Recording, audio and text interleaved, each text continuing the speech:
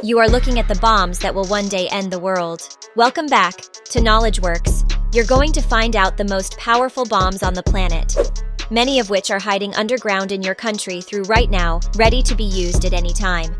We'll also see real exclusive video of what happens when these bombs are detonated. First, we have to look at Satan II. In April 2022, Russia tested the RS-28 summit for the first time. The bomb is better known as Satan II. The bomb was first announced in 2019. Putin announced it, calling it the most powerful nuke in Russia's arsenal. It's incredibly stealthy.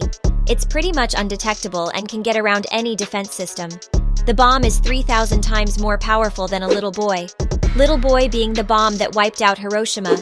The Satan II could wipe out an area the size of England and Wales.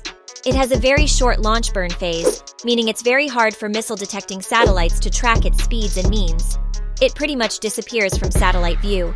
Instead of taking the shortcut over the North Pole, it goes over the South Pole. This means it's invisible to US tracking satellites. Let's hope the Satan II is not used anytime soon. Next, we have to look at the largest bomb ever made. That is the Tsar Bomba. It's the most powerful bomb in the world today. This was developed and detonated by the Soviet Union in 1961. The detonation made the largest man-made explosion in history. The bomb is the equivalent of 50 megatons of TNT. The bomb is 8 meters long, with a diameter of 2.6 meters. It also weighs more than 27 tons. When the SA Bomba was tested, the aftermath was devastating. Buildings 34 miles away were destroyed 100 miles away. Wooden houses were destroyed and some brick houses even collapsed. It also disturbed many radio communications. People even felt effects over 170 miles away. If you were standing 62 miles away, you would experience third-degree burns over 600 miles away. Windows shattered. This even happened to buildings in Finland and Norway. This is because of the massive shockwave the Tsar Bomba created. The seismic magnitude was 5 on the Richter scale, despite the detonation happening 13,000 feet above the ground. The Tsar Bomba was so powerful it almost destroyed the plane that dropped it. You can see a view from this plane's window here. Just imagine flying that plane and being so close to death. The Soviet Union even considered creating a bigger bomb named the Tsar II. This would have been twice as big as this Tsar Bomba. This bomb would have been 100 megatons of TNT. The explosion would be 6,666 times bigger than Hiroshima. To put this into perspective, let's imagine New York is ground zero. This is how big the blast of the Hiroshima bomb was. This is how big the blast of the Tsar Bomba was. And this is how big the blast of the Tsar Bomba 2 would be.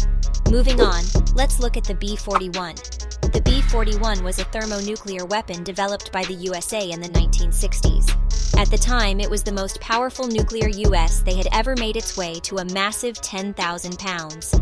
Two versions of this bomb were created, a clean version and a dirty version. The dirty version was encased in uranium. This would create maximum damage when detonating. These would be dropped from planes using parachutes.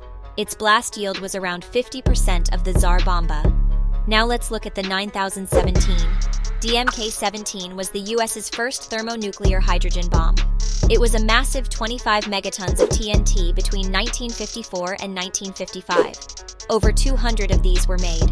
It was the first bomb ever made with a lithium deterrent. It was a colossal 42,000 pounds. It was dropped with a gigantic parachute designed to slow the bomb down. This would get the aircraft that dropped it enough time to fly away before the massive explosion in 1957, and then K-17 was accidentally dropped from a B-36 plane. The plane's bomber doors accidentally opened and the bomb fell out.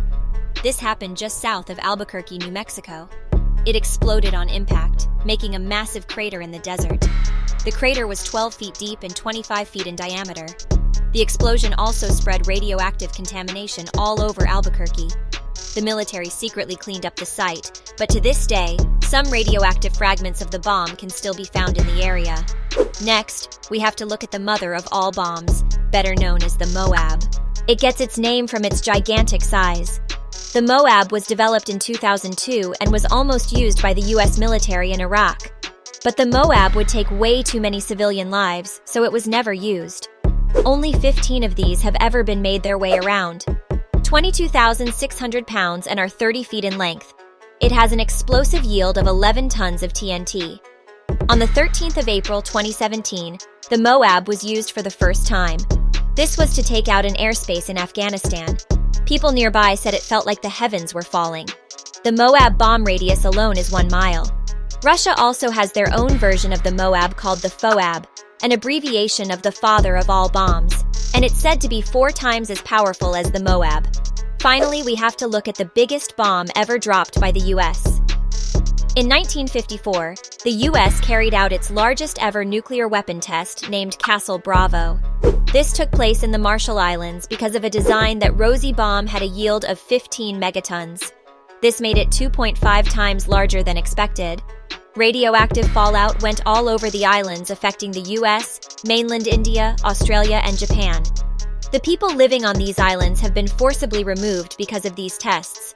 That's because the blast was too big. It destroyed their homes forever. Many Japanese fishermen who were working in nearby waters also passed away. Castle Bravo was America's first ever weaponized hydrogen bomb. The mushroom cloud from this bomb reached a height of 130,000 feet and left a 6,500 feet diameter crater on the ocean floor. Thus, now it's time for you to make your voice heard. Comments below. Do you think we'll ever see nuclear war? Thanks for watching. Leave it like if you enjoyed it, and haven't already, then what are you waiting for? Subscribe to KnowledgeWorks.